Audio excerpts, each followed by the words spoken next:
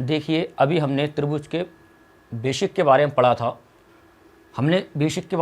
अब हम पढ़ेंगे प्रश्नावली 6.1 का प्रश्न नंबर 1 के चारों पार्ट।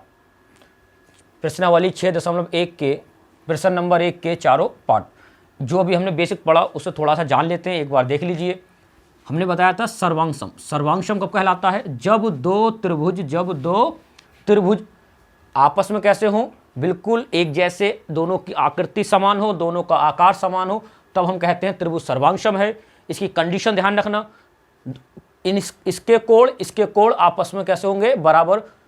कोण ए कोण पी के, कोण बी कोण क्यू के, कोण सी कोण आर के बराबर होगा, तथा इनकी भुजाएं और इनकी भुजाएं आपस में क्या होंगी? बराबर।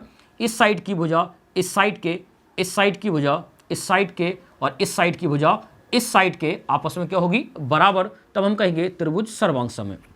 और उन्होंने कहा हम और बात करते हैं समरूप की, तो समरूप में क्या होगा? कोण तो बराबर होंगे, कोण ए कोण पी के बराबर होगा, कोण बी कोण क्यू के, कोण सी कोण आर के, लेकिन इनकी भुजाएं आपस में बराबर हो भी सकती हैं और नहीं भी हो सकती हैं, परंतु इनकी भुजाओं के जो अनुपात होंगे, जो रेशियो होंगे, वो बराबर होंगे। जैसे कि ए बी और पी क्यू का रेशियो, बी सी और क्यू आर का रेशियो, और सी ए और आर पी का रेशियो आपस में क्या होगा? बराबर होगा। तब हम कहेंगे त्रिभुज समरूप है। अब प्रश्नावली 6.1 में जो क्वेश्चन नंबर 1 का जो फर्स्ट पार्ट था, उसने कहा सभी वृत्त होते हैं सर्वांशम या समरूप। आप बताइए, सभी वृत्त सर्वांशम होते हैं या समरूप? तो सभी वृत्त जो होते हैं वो होते हैं समरूप। समरूप क्यों होते हैं? देखिए, जैसे ये वृत्त है, एक वृत्त, आप दूसरा वृत्त ऐसे बना सकते हैं, तीसरा वृत्त ऐसे बना सकते हैं। इनकी आकृति तो समान है, आकृति समान है, परंतु इनके आकार अलग अलग है। आकृति तीनों की समान है और तीनों के आकार कैसे हैं? अलग अलग हैं। इसीलिए ये जो वृत्त होगा ये क्या होगा? समरूप। त्रिभुज वृत्त क्या होगा? समरूप होगा, क्योंकि इनके आकार तो समान, इनकी आकृति तो समान है, परंतु इनके आकार क्या हैं? अलग अलग हैं। इसीलिए ये वृत्त क्या होगा? समरूप होगा। कोई भी वृत्त हो, वृत्त जो होता है सबकी अपनी अपनी त्रिज्याएं होती हैं, तो सभी के आकार क्या होते हैं? अलग अलग होते हैं। सभी की अपनी अपनी त्रिज्याएं होती हैं, इसीलिए सभी के आकार क्या होते हैं? अलग अलग होते हैं। और जिनके आकार अलग अलग हों, आकृति समान हो, तो हम कहते हैं कि वह आकृति समरूप है। इन्होंने कहा दूसरी बात, सभी वर्ग होते हैं समरूप या सर्वांशम। तो सभी वर्ग समरूप होते हैं। सभी वर्ग क्या होते हैं? समरूप होते हैं। क्यों? क्योंकि देखिए, एक वर्ग ये है, एक वर्ग ये है, दोनों की आकृति एक जैसी है, परंतु दोनों का आकार क्या है? अलग अलग। ये वर्ग बड़ा हो गया, ये वर्ग क्या है? छोटा है। आप इससे भी छोटा एक वर्ग और बना सकते हैं। तो इनकी आकृति समान है, तीनों वर्गों की आकृति समान है, परंतु तीनों के आकार क्या हैं? अलग अलग हैं। और यदि आकार अलग अलग हैं, आकृति समान है, तो हम कहेंगे जो भी वर्ग होगा वह क्या कहलाएगा? समरूप कहलाएगा। क्या कहलाएगा? समरूप कहलाएगा। अब इन्होंने कहा सभी त्रिभुज, जो त्रिभुज होते हैं, त्रिभुज समरूप होते हैं। इन्होंने दो त्रिभुजों का नाम दिया, एक समद्विबाहु और एक समबाहु। इन्होंने कहा इन दोनों में से कौन से त्रिभुज बनाए जाएं जो कैसे क्या हों? समरूप हों। अब इस बार उन्होंने उल्टा पूछा, इसमें पूछ रहा था समरूप हैं, वृत्त दिया था, वर्ग दिया था, समरूपता की कंडीशन पूछी। इसमें उन्होंने कहा सभी त्रिभुज समरूप होंगे। कौन कौन से? समद्विबाहु या समबाहु, समद्विबाहु या समबाहु। तो हम कहेंगे समबाहु त्रिभुज समरूप होगा। समबाहु त्रिभुज जो होगा वह समरूप होगा। समबाहु त्रिभुज समरूप होगा, क्योंकि अगर हम देखें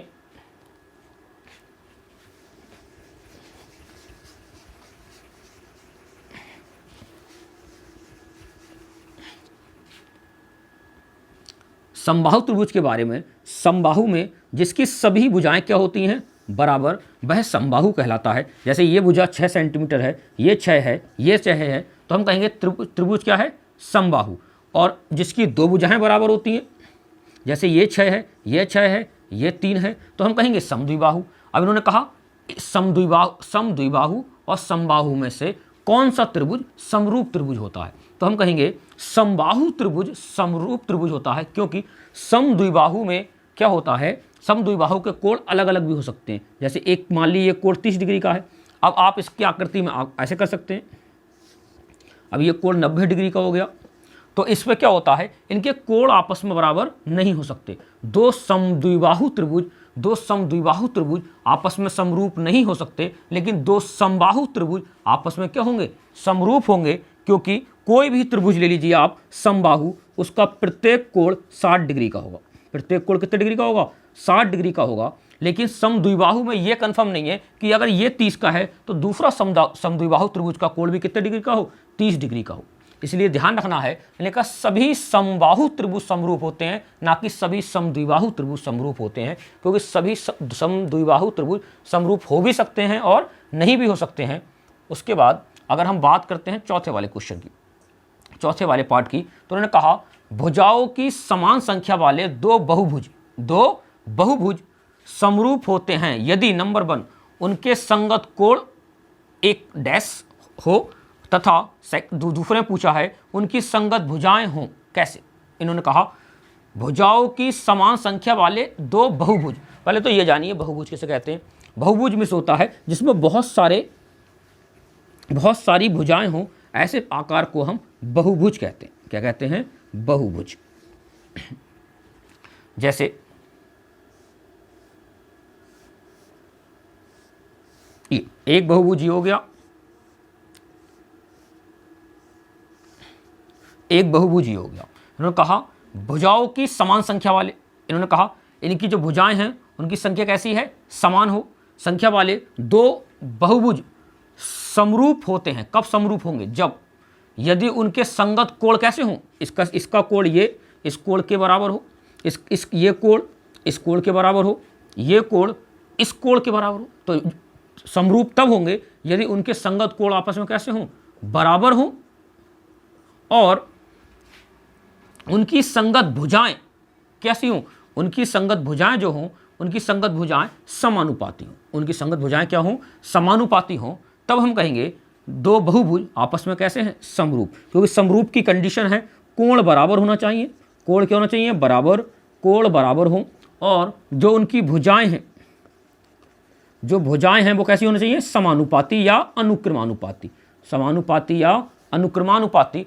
तब हम कहेंगे कि कोई भी बहुभुज या कोई भी त्रिभुज या कोई भी वर्ग आपस में क्या है, समरूप है। इन्होंने कहा, इस क्वेश्चन को एक बार फिर देखो, उन्होंने कहा भुजाओं की समान संख्या वाले दो बहुभुज, भुजाएं बराबर हैं सबकी, भुजाओं की संख्या समान है, और जो दो बहुभुज हैं उन वह समरूप होते हैं। कब? नंबर 1 उन्होंने कंडीशन कहा यदि उनके संगत कोण कैसे होना चाहिए, बराबर। हमने पढ़ा था समरूप में कोण कैसा होना चाहिए, बराबर। और उनकी भुजाओं के जो अनुपात हैं वह क्या होना चाहिए, और उनकी जो भुजाएं हैं वह कैसे होना चाहिए, समानुपाती होना चाहिए। क्या होना चाहिए, समानुपाती।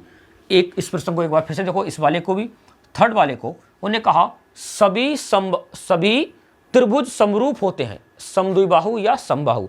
अगर हम कोई दो त्रिभुज लें समद्विबाहु, तो उनके हो सकता है कोण अलग अलग भी हों और भुजाएं भी अलग अलग हों। इसलिए सभी समद्विबाहु त्रिभुज समरूप नहीं हो सकते। लेकिन आप कोई भी समबाहु त्रिभुज ले लीजिए, उनके हर किसी के कोण कितने डिग्री के होंगे, 60 डिग्री के। त्रिभुज के अगर त्रिभुज समबाहु है तो उसका प्रत्येक कोण 60 डिग्री का होगा, और आकृति छोटी हो या बड़ी हो, ये भी 60 डिग्री का होगा। आप ये त्रिभुज ले लीजिए, अगर ये